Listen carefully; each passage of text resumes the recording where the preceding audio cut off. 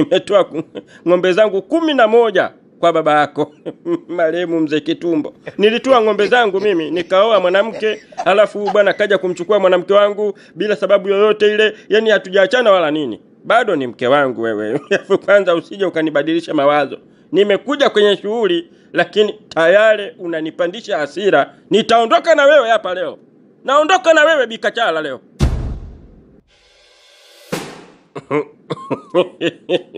Etienne Sinya. Usinitolee macho Bikachala. Unajisikiaje leo kama unarudi kwa mume wako aliyekutolea ng'ombe 11 kukuoa? Mume wako ambaye mmeanza naye maisha. Maana hapa hujaolewa. Wewe ulichukuliwa tu kwangu. Pokwa ukaja kuishi na Mfalme Bokassa. Lakini kimsingi ni kwamba wewe bado mke wangu na nina uhalali huo wa kukuchukua hapa sasa hivi na kuondoka na wewe kwenda nyumbani. Unajisikiaje mama? Najisikia ni kupige ngumi kwenye mpua wako mkubwa huo kama kinyoo cha kuku. Ili iwe mwanzo na mwisho. Kuja hovyo hovyo kwenye jumba hili la kifalme na kuanza kuleta maneno yako ya hovyo. Mimi sasa hivi sio mke wako. Ni mke halali wa Mfalme Bokassa. Ni Malkia Bikachala mwenye nguvu. Malkia ninayeheshimika. Sitaki unishushie heshima yangu. Mjomba Nchumali, huna shepu ya kuwa na mimi. Huna hadhi hiyo. Sasa hivi umechina, unataka nirudi kwako nikapauke. Unapenda mimi nikiwa kipalu palu. Hilo swala haliwezekani. Wewe fanya urudi, toka. Tena sitaki kukuona tena hapa. Ukiendeleza hii tabia yako, nitakuja kutia kelele siku moja nikuchome ili unyongwe na mfalme. You know. Bikachala, watanyongwa wote ila sio mimi Hasani Hamdala Kibinu. Hiyo sahau kwenye maisha yako. Sahau. Mimi sijawahi kunyongwa hovyo hovyo, sijawahi kudhalilishwa hovyo hovyo, na hata huu udhalilishaji alionifanyia wa kunipokonya mke wangu sio kwamba nimesahau.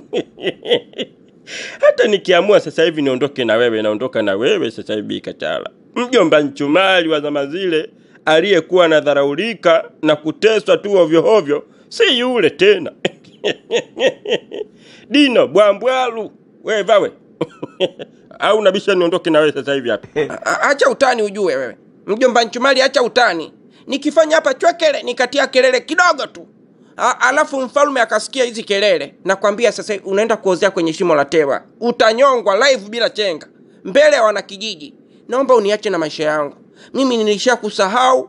Nimeanzisha maisha yangu mapya mazuri kabisa na nenepa kama unavyoona, shavu wanja wa maana.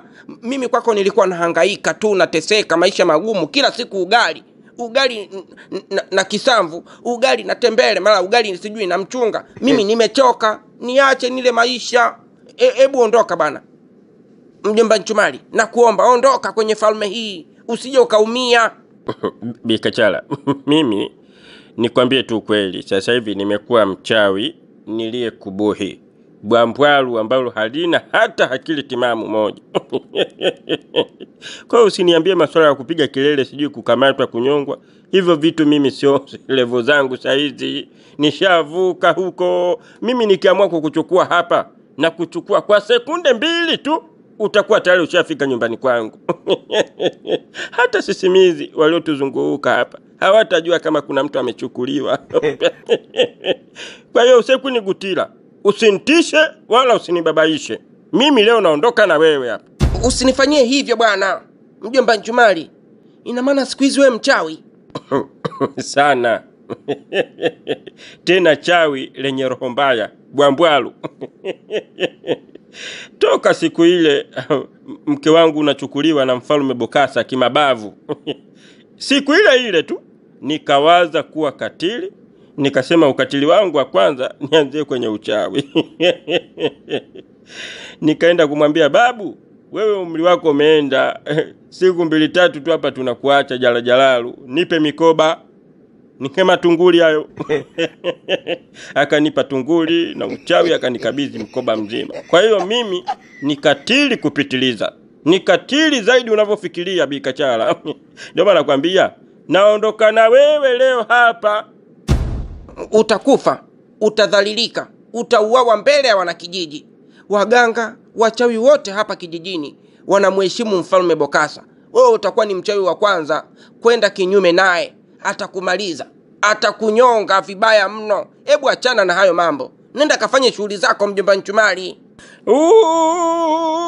Usiku ni gutila. Nitaondoka na wewe mke wangu. Wewe mjomba Nchumali, tuondoke wewe. Hebu tuondoke bwana wewe. Mfalme kasema atatualika wakati mwingine. Wewe nenda, mimi nitakuja. Bwana wewe, tuondoke. Kipenzi changu, wewe mbona hujaenda kwenye shughuli? Amanda. Kwani mimi nina tofauti gani na wewe?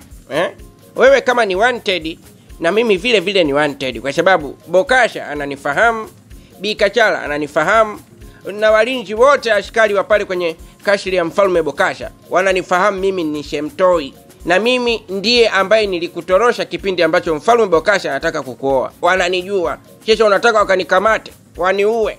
Mimi siwezi kwenda pale sasa hivi. Bado wakati wa kwenda pale utafika tu, lakini sio sasa. Uoga tu umekujaa wewe mwanaume. Kwenye harusi afla kubwa kama ile ya kifalme, kila mtu atakuwa bize na sherehe. Nani ataanza kufuatilia kwamba yule Shemtoi sijui alimtoroshaga Amanda nini na nini? Amanda mwenyewe ndo anaolewa. Nani ataanza kuanza kufuatilia wewe? Uoga tu umekujaa. Ungeenda kula ubwabwa, wenzako ameenda kula ubwabwa huko. Watarudi hapa matumbo ndi. Ngoja uone warudi. Acha wale bwana, potelea pwete. Ubwabwa kwani shingapi bwana? Naweza nikanunua ubwabwa hapa tukapika, ukawa mtamu zaidi ya huo wa sherehe. Kwani shingapi? Uwele kila siku tunakula hapa ubwabwa, mimi sio limbukeni kiasi hicho. Siwezi kujipeleka tu ovyo ovyo kwenye kashiri kubwa kama ile ya mfalme Bokasha. Hali ya kuwa najua kwamba mimi ni haramia mkubwa pale. Nimefanya matukio mengi. Siwezi kwenda hivyo wewe Amanda. Wewe unipende? Unataka niende nikafe mimi nikanyongwe huko, si ndio? Mimi nakupenda sana mpenzi wangu Shemtoi. Hata hivyo usiende babangu. Baki tu hapa na mimi. Ungeondoka sasa hapa mimi ningebaki na nani kwanza?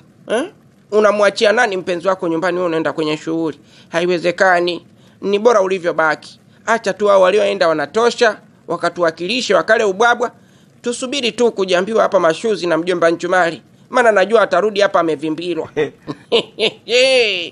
Tanda bomba mbili. Yaani kama unajua vile. Tujipange. Mimi kwanza niende zangu kwanza chooni nikale mazoezi ya kunusha kinyesi. Maana najua baadaye hapa patanuka hapa vibaya mno.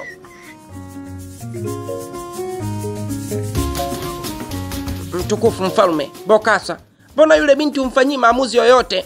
Yupo tu kakaa mle ndani. Siku ya pili hii. Fanya maamuzi, kama kumnyonga mnyonge, mmalize kabisa ili tumsahau, au unataka kumsamehe arudi tena kwenye jumba la kifalme ili aifarakanishe familia yetu? Alitaka kututenganisha yule. Yule ni mhaini mkubwa, anyongwe. Bikachala, hakuna maamuzi mengine nitakayoyafanya mke wangu. Ni hayo tu. Hakuna maamuzi mengine. Lazima binti anyongwe kwa sababu ana kesi kubwa sana. Kesi ya kuigombanisha familia. Anataka kuwe na mpasuko mkubwa kati yetu. Lazima tumalize. Ni lini sasa? Itakuwa lini? Maana siku ya pili hii sasa imepita. Mtu yupo ndani tu. Unataka roho ya huruma ikujae umsamehe, arudi uraiani. Atafanya mambo makubwa zaidi ya haya. Mimi nakwambia, ni bora uwahi mapema kabla roho ya huruma haijakujaa. Tumnyonge afie mbali. Mke wangu Malkia Bikachala, na kuahidi leo hii itafanyika hiyo kazi. Itafanyika hiyo kazi, yule binti leo atanyongwa. Fanya hivyo mtukufu mfalme, ili tuamalize kabisa hawa vidudu mtu ambao wanakuja kuichokola familia yetu. Tuamalize kabisa, hatutaki mfarakano hapa. Hii tumeishi miaka 10 tukiwa tunapendana kwa furaha. Leo vijitu vidogo vija kuichokola familia. Nenda kanyonge mtu. Kama mmeshindwa, nipeni hilo jukumu, nikamnyongotole mimi mwenyewe. Hiyo sio kazi yako Bikachala. Kwa kuwa umenikumbusha, mimi nikushukuru sana. Nitaifanya hiyo kazi leo. Yule binti lazima amalizwe.